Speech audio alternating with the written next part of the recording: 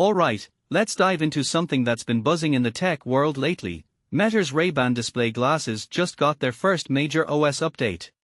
Now, I know what you're thinking, another tech update, big deal, right? But personally, I think this one's worth paying attention to. Why?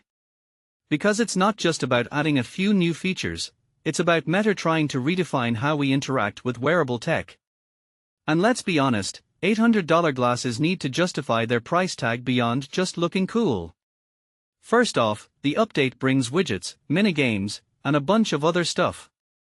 But what makes this really interesting is the addition of widgets. If you take a step back and think about it, widgets on glasses are a big deal.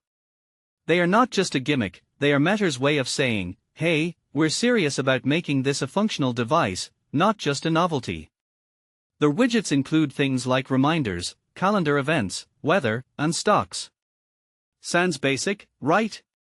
But here's the thing, on a device this small, every pixel counts. What this really suggests is that Meta is trying to strike a balance between utility and simplicity, which is harder than it looks. Now, let's talk about the minigames. They've added Goat and 2048, which are essentially simplified versions of Doodle Jump and the classic tile sliding game. In my opinion, this is Meta's way of addressing one of the biggest criticisms of the Ray-Ban display, the lack of engaging content. Hypertrail, the original game, was fine. But let's be real, it wasn't exactly a game changer. By adding these new games, Meta's trying to make the glasses more fun, more interactive. But here's the deeper question, are minigames enough to keep users coming back? Personally, I think it's a step in the right direction, but it's still a small step. Another detail I find fascinating is the Instagram Reels integration. Before, you could only watch Reels within direct messages. Now, you get a full Reels feed, just like on your phone. What many people don't realize is that this is Meta's way of leveraging its biggest social media platform to make the glasses more appealing.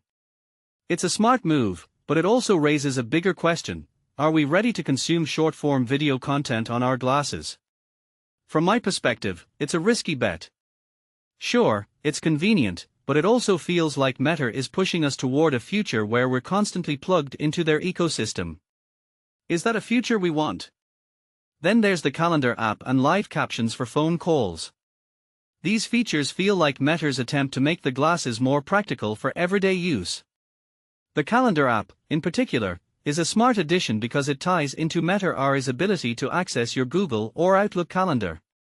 But here's where it gets interesting, live captions for phone calls. This isn't just a cool feature, it's a game changer for accessibility. If you're in a noisy environment or have hearing difficulties, this could be a lifesaver.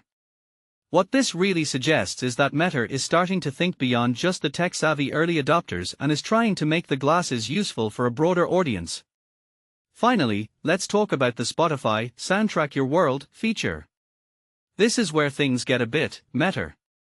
You can ask Meta AI to play a song that matches what you're looking at. It's a fun idea, but personally, I'm not convinced it's more than a gimmick. Sure, it's cool to have a song play while you're watching a sunset, but how often are people actually going to use this? One thing that immediately stands out is that Meta is trying to create these wow moments to justify the glasses' high price tag. But if you take a step back and think about it, is this really what people want from their glasses? Or are we just being pushed toward a future where every moment is soundtracked and shared? So, what's the takeaway here? In my opinion, this update shows that Meta is serious about making the Ray-Ban display more than just a tech demo. They are adding features that make the glasses more functional, more fun, and more integrated into our daily lives. But here's the thing, they are also pushing us toward a future where our glasses are another screen, another way to consume content, another way to stay connected, or disconnected, depending on how you look at it. What this really suggests is that the battle for wearable tech isn't just about hardware, it's about defining what these devices mean to us. And that, my friends, is the bigger story here.